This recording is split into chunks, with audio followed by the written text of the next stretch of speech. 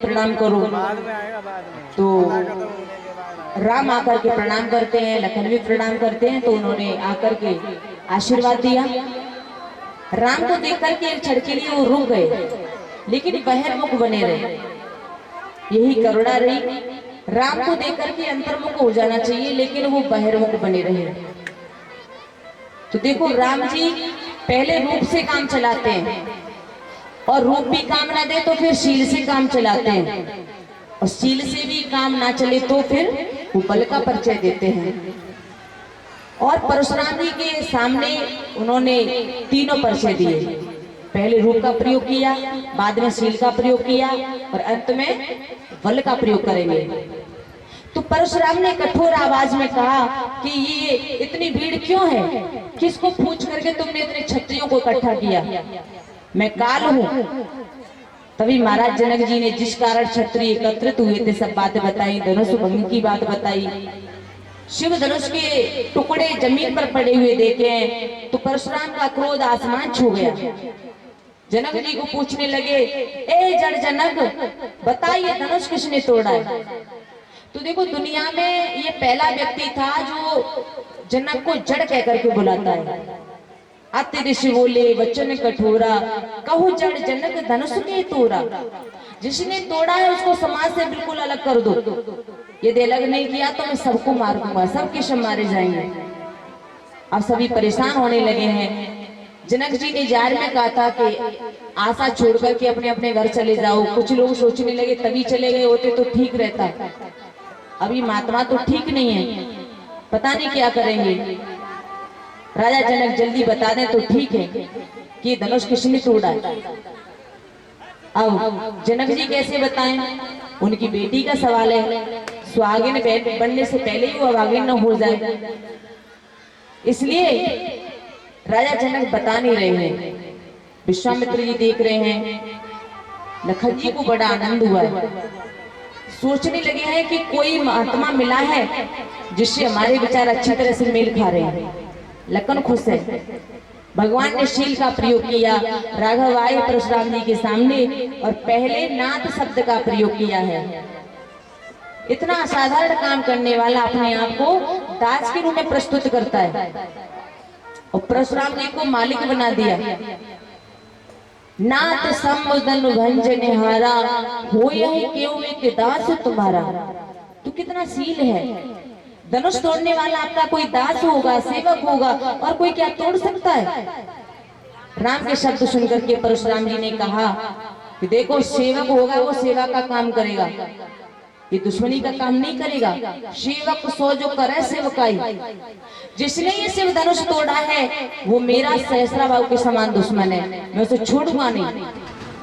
जब राम को डांटने लगे तो लक्ष्मण जी से रानी गया, क्योंकि भैया वो तो कीर्ति स्तंभ है। राम जी की कीर्ति ध्वजा को थोड़ा भी आंच आती है तो तुरंत खड़े हो जाते हैं। लक्ष्मण को लगा कि ये ठीक नहीं कर रहे हैं, मेरे भाई का अपमान कर रहे हैं। विश्वामित्र जी सामने खड़े हैं और उनसे मानो आज्ञा मिल गई हो।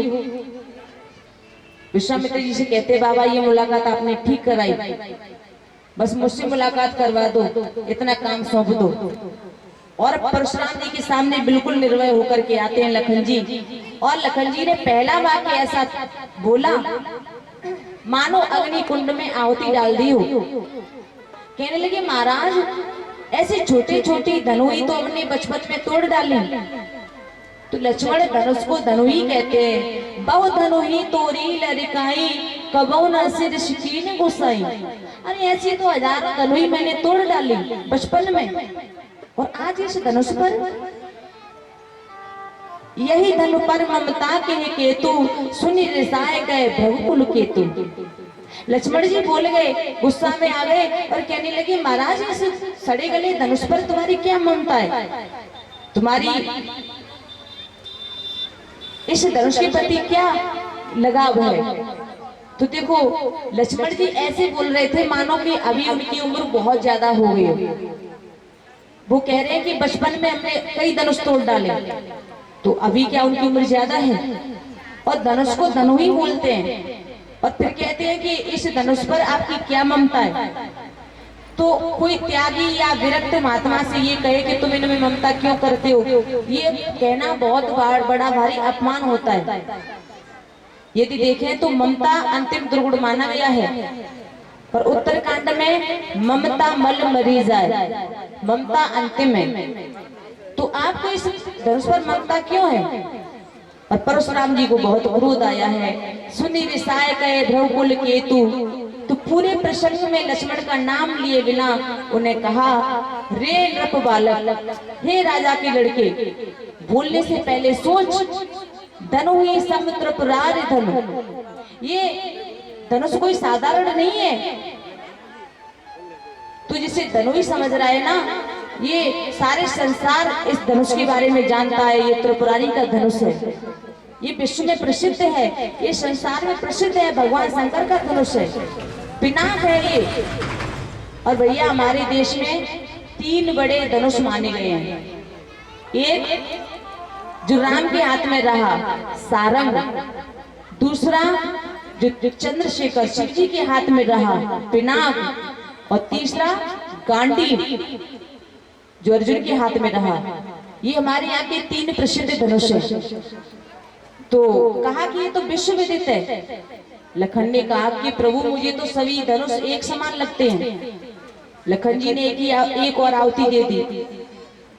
जब परशुराम जी शिव धनुष की सराहना करने लगे तो लखन ने बहुत बड़ा व्यंग कर दिया, और वो वास्तविक व्यंग था। बोले महाराज, तो आपके मुख से न्याय हो गया। जो इस धनुष को तोड़ने वाला होगा, जब ये धनुष इतना बड़ा है तो इसको तोड़ने वाला भी बहुत बड़ा होगा। कुछ छोटा मोटा तो तोड़ नहीं सकता, आप इतना ही समझ लें। और सुनो, इस धनुष को तोड़ने की कोशिश नहीं की, बस वो तो देखने के लिए गई, अपने आप टूट गया। और हम छत्री के बेटे हैं, हमारी नजर धनुष पर तो जाती ही है। और जैसे ही धनुष पे नजर गई, देखने के लिए गए कि नया है या पुराना, और वो टूट गया। टूटने का युग था तो टूट गया। अगर दूसरे किसी ने स्पर्श किया होता तो न टूट जाता। तो कहा कि उस समय उसका योग नहीं होगा। अब भगवान परशुराम जी के सामने लक्ष्मण जी ऐसी भाषा बोल रहे हैं। परशुराम जी रोष में आ गए हैं, कहने लगे मैं इस बालक को मार दूंगा। तो लखन को भी गुस्सा आ गया, और जब लखन को गुस्सा आया तो बताया है कि परशुराम जी 2-3 बार दौड़े भी है लखन को मारने के लिए। और जब मारने के लिए दौड़े तो लखन जी को भी क्रोध आ गया। वो कहने लगे आप बार बार ये धनुष उठा करके फरसा हिला करके मुझे क्यों दिखा रहे हो? अरे वो ठीक है, आप वीर होंगे, लेकिन मैं भी आपकी कंठ में जनेऊ और तुम्हारे माथे पे ये तिलक देख करके चुप हूं। हमारे कुल की मर्यादा है कि जिसके शरीर पर ये 2 चीजें हों उस पर कभी हाथ मत उठाना। आप बार बार शस्त्र उठा करके दिखा रहे हो। अगर तुम्हें निर्णय करना है तो अपने बाल का तिलक हटा दो, कंधे से जनेऊ निकाल दो, और फिर बाद में आओ, बता देंगे कि हमारी माँ ने हमें कितना दूध पिलाया है। जब लक्ष्मण ने निमंत्रण दिया तो सारी सभा कांपने लगी है। और परशुराम जी को ऐसी भाषा बिल्कुल पसंद नहीं थी, पहली बार सुन रहे हैं। परशुराम बहुत बोलते हैं। फिर भगवान को लगा कि बात तो बहुत बढ़ गई है, तो भगवान ने लखन को इशारा कर दिया। सरकार ने कहा कि प्रभु ये मेरा छोटा भाई है, दूध मुख है, और आपके बारे में कुछ जानता नहीं है। ऐसी कुछ बात कह दी। आपके महात्मा रूप को देखा है ना, तो ये जानता नहीं अभी तुम्हारे बारे में। मैं आपकी चढ़ रज सर पे लगाता हूँ। महाराज आप महात्मा हैं, आप शांत हो जाइए। तो परशुराम ने कहा नहीं राम, ये तुम्हारी भूल है। इसे तो दूध मुख बता रहा है ना, ये दूध मुख नहीं है, ये विषमुख है। और तुम्हें एक बात बताऊं, ऐसे टेढ़े को तू साथ में क्यों रखता है? तू इतना सीधा साधा और इस टेढ़े को साथ में लेके चलता है। जब ये बात सुनी तो लक्ष्मण को बहुत बुरा लग रहा है। अब राम जी सोच रहे हैं कि ये पहली बार कहा जा रहा है कि लक्ष्मण मेरे अनुकूल नहीं है। जब परशुराम जी ने कहा तो लक्ष्मण जी ने विश्वामित्र के सामने देखा और हंस कर के कहा महाराज जवाब दे दें तो ठीक है। तो मानो आज्ञा मिल गई हो।